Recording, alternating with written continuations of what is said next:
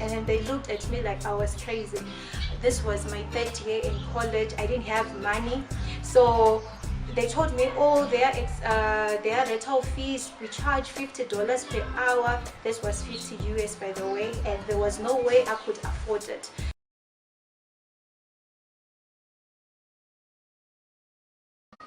I grew up in Kwazana Phase 3, Harare. It was amazing because it helped me shape the person that I became. I did my primary school level at Sekwa 4, known as Mapuranga, and I became a head girl. All I can say was I was an active, energetic child.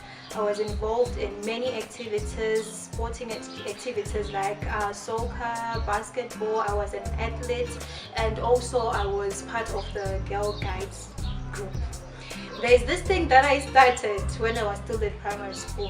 Whenever my mom could give me pocket money, I wouldn't use that money for myself.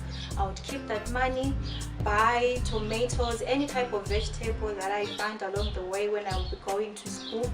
Then I would buy those vegetables and resell them to her at a profit. At that age, I didn't think of it as a business. I was just a young girl who wanted to make an extra buck. But that helped grow the seed of an entrepreneur in me. Later on, I did my secondary education at Ngezi in Mondoro and my advanced level in Pinewood High School, which I must say, I didn't perform quite well. My mind at that time wasn't able to answer the ZIMSTEC question papers like what they anticipated of me. Don't judge. So I took a year off in 2012. I took a year off to research on what else I would do, because I tried applying in local institutions, but the degree programs that I was offered, I didn't even know they existed before. I'm not going to mention them. I don't want the person who's going to watch this to be upset with me. So I later decided to enroll at Mutare Polytechnic College, and I did information technology. It was in my college years that I later on grew to become a business person. I remember when I was doing my attachment period in 2017, there was this old local theater that was just there. It was not used as much because it was once owned by white settlers, so it was just there. I approached those people because, you know, as an entrepreneur, it is your duty to see the problems that are in your area, and then you need to provide the solutions while getting paid in the process. Like my mother always told me that whoever that you see has your money, so it's a matter of exchanging your services and then that person will give you the money in return. That's how you do business. So I approached the local theater guys, Hotel Theater, and I told them that, you know what guys, I want to use your theater as a movie house. And then they looked at me like I was crazy. This was my third year in college. I didn't have money, so they told me, oh, their rental fees, we charge $50 per hour. This was 50 US, by the way, and there was no way I could afford it. So I told them that, you know what guys, I'm just a scholar. I'm a learner at Shantel Polytechnic. What I have now is the equipment, because this was a vision that I already had. I have the equipment, so in what we can do, we can arrange a partnership. You can provide your building because it's just sitting there, you are not getting any income out of it, and I will bring in the equipment, then we can share the gate takings per month. So this was my first genuine business that I ever done.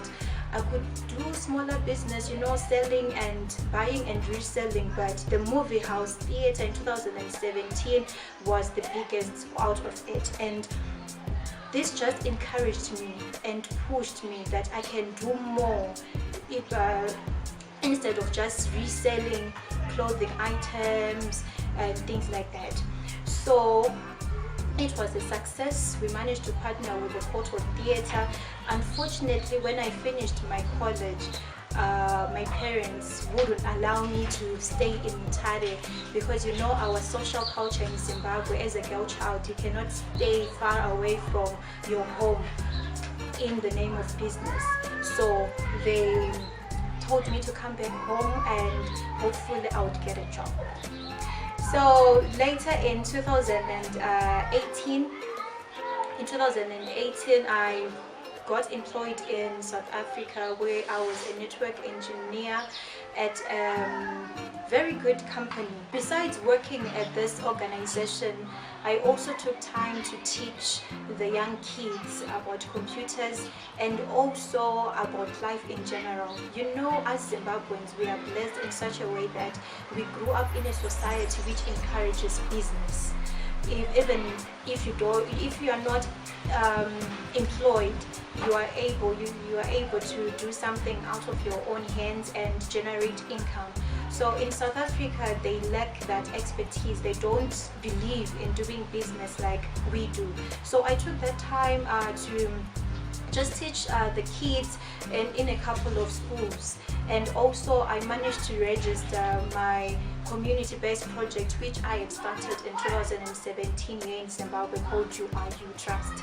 So I registered it in South Africa so that I will be able to participate and reach out more in schools. So it's easier when you are certified, right? So later on, towards the end of 2018, I had a dream and I had a vision, and that dream wasn't for working for someone for a very long time. I'm someone who always believed in doing business. So me working in South Africa was a way of saving enough money so that I can start my own projects back home. In 2019, I continued working in South Africa, but I started my project back here in Zimbabwe. I managed to register my company called Reino de Amina. I know you are wondering, what does it mean, Reino de Amina? Amina was the first female princess warrior in Africa during a time whereby women were looked down upon. Women were just seen as wives, or they were only seen as caretakers of their families. But you see a woman like Amina leading an army and also being involved in the leadership of such in a such diverse time, right?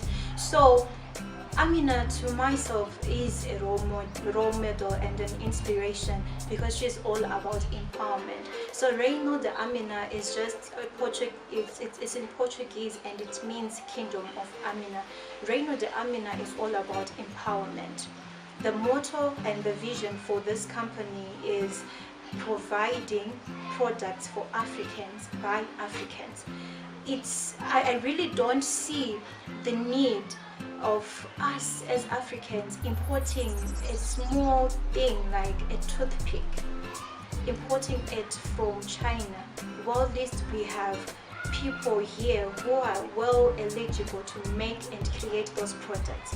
So it's high time we create a movement of supporting our own products, of climbing up the food chain, not only to be consumers but to be producers. That's where we will be able to promote and change the economic development of our country. If we keep on importing these small things, I don't think our country will be in a position to grow. Our priority at Reino Meats is to make sure that your families back in Zimbabwe are well fed, provided with the right nutrients. We do this by supplying meat from trusted sources. We own a farm in Murewa and we keep several cattle there.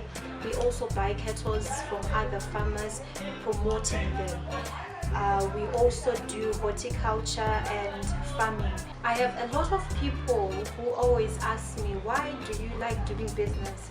Why did you decide to quit your job in South Africa so that you can pursue business back here in Zimbabwe? And my answer has remained the same. the reason why I do business is not because I want to be a millionaire or I want to be successful. It won't hurt to have a nice, decent life. I'm not against that. But when I do business, it's all about giving back to my community. I see it as a support system for my family, for my siblings, being able to help those who are in need. That's why I started You Are You Trust, even here in Zimbabwe. With Yay, it's all about helping youth become the better versions of themselves. You know, as a person, the first capital that you need to have, maybe you want to do business, and many youth always complain that I don't have capital, but I have an idea. But then if you keep hearing yourself saying that, it means you don't have capital. That is very important, and that is the mind capital. There is this guy who works in 4th Street, opposite Roadport. He has a car wash. The capital that he only needed was a bucket, water, and surf in the cloth. That's it. And he washes cars for $30 RTGS per car. Just imagine how many cars he washes per day. Let's do the math. Maybe he washes 10 cars per day. That's 30 times 10, that's $300. 300 times 30 days. How much is it? I'll leave that math to you. So this shows that despite crying for resources, despite crying for chances, as youth we lack chances, we are not given the platforms to do business, you should use what you already have. So as You Are You, we concentrate on helping the youth unleash their potential, become better versions of themselves through the change of mindset.